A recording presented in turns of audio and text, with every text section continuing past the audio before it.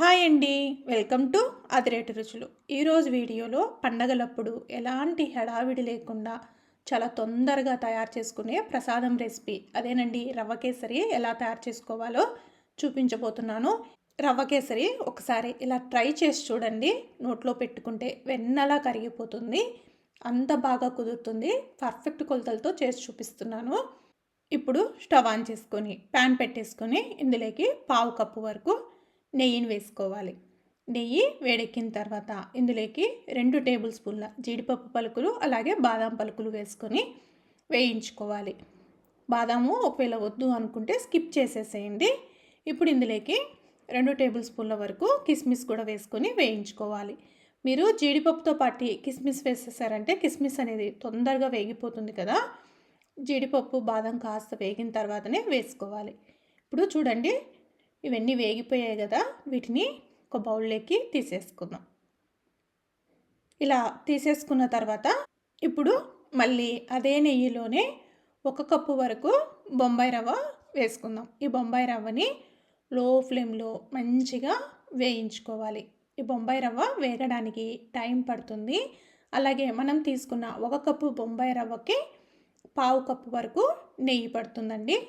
ఇప్పుడు ఈ బొంబాయి రవ్వ వేగే లోపల మరొక పక్కన ఒక బౌల్లోకి మనం ఏ కప్పుతో అయితే రవ్వ తీసుకుంటున్నామో అదే కప్పుతోటి 4 కప్పుల వరకు నీళ్ళని తీసుకుందాం. ఇప్పుడు స్టవ్ ఆన్ చేసుకొని మరొక పక్కన బౌల్లో ఈ నీళ్ళని మరిగించుకుందాం. నీళ్ళు అనేటి కాస్త వేడెక్కిన తర్వాత ఇందులోకి 1/2 టీ స్పూన్ వరకు ఇలాచి పౌడర్ కూడా వేసుకొని నీళ్ళని బాగా మసలించుకోవాలి.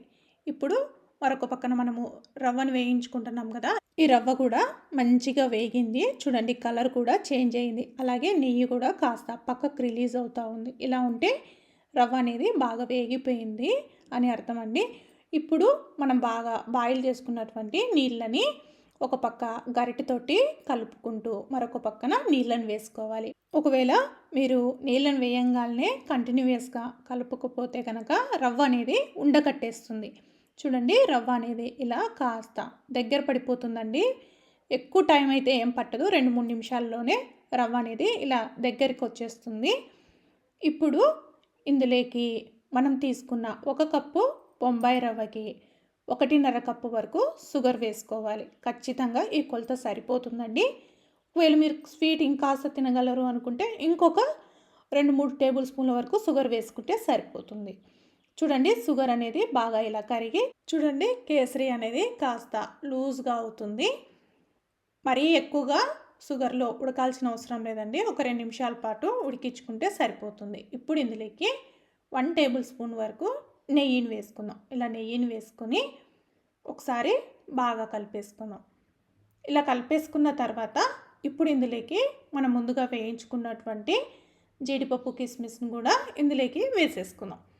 ఇలా వేసుకొని ఒకసారి బాగా కలిపేసుకొని స్టవ్ ఆఫ్ చేసుకుందామండి. నేను ఇందులోకి ఎలాంటి ఫుడ్ కలర్ యాడ్ చేయట్లేదు.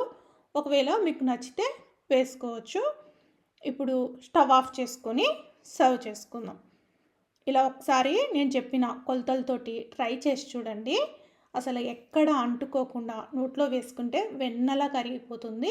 అంత టేస్టీగా పర్ఫెక్ట్గా కుదురుతుందండి. ఎలాగో రానున్నవన్నీ పండగలే కదా, వినాయక చవితి అలాగే దసరా దగ్గరలో అన్ని పండగలే కదా. ఇలా పండగలప్పుడు హడావిడి లేకుండా ఒకసారి ఇలా ట్రై చేసి చూడండి. క్విక్గా 10 నిమిషాల్లోనే చాలా ఈజీగా చేసేసుకోవచ్చండి. రుచి కూడా అమృతంలా ఉంటుంది. ఒకసారి మీరు కూడా ఈ రెసిపీ ట్రై చేసి ఎలా వచ్చిందో కామెంట్ చేసి చెప్పండి. మీకు కనుక నా వీడియోస్ నచ్చినట్లయితే లైక్ చేయండి, షేర్ చేయండి, అలాగే కామెంట్ చేయండి. మరిన్ని రెసిపీస్ కోసం అదిరేటి రుచులు ఛానల్ని సబ్స్క్రైబ్ చేసుకోండి. Thank you everyone.